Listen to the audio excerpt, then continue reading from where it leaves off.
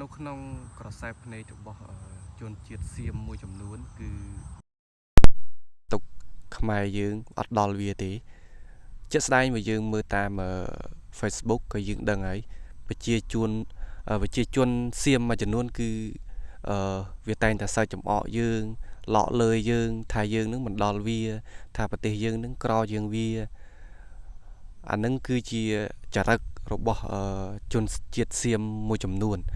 តែខ្ញុំនិយាយនេះគឺមិនមែនទាំងអស់គ្នាទេខ្ញុំអត់បានវ័យស្មើថាប្រជាជនសៀមគឺសុទ្ធតែអញ្ចឹងទេគឺមានមនុស្សល្អច្រើនហើយមានមនុស្សដែល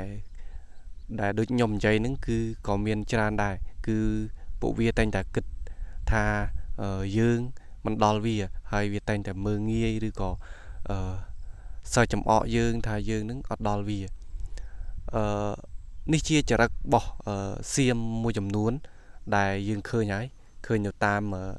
Facebook ក៏ដូចជា TikTok ហើយសម្បីតែ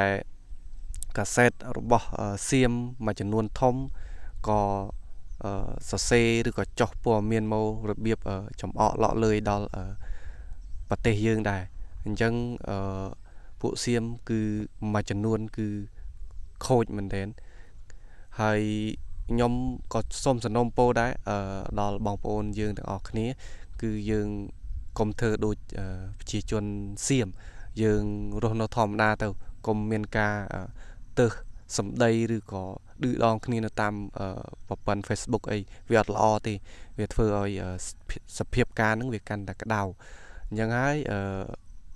យើងជាប្រជាជន slot boat គឺយើងនៅរបៀបយើងមិនបាច់ទៅតតាំងជុំពួកសៀមដែលមួយចំនួនតូចគឺមួយចំនួនគឺគាត់ជាពួកដែលអាចថាមើងងាយយើងពួកសៀមមួយចំនួនអាហ្នឹងគឺខ្ញុំបញ្ជាក់ឲ្យគឺមួយចំនួនទេគឺមានប្រជាជនសៀមគេដែលគេល្អអញ្ចឹងហើយជាចុងក្រោយខ្ញុំមានតែសំណូមពរកុំឲ្យយើងធ្វើដូចពួកប្រជាជនសៀមយើងនៅធម្មតា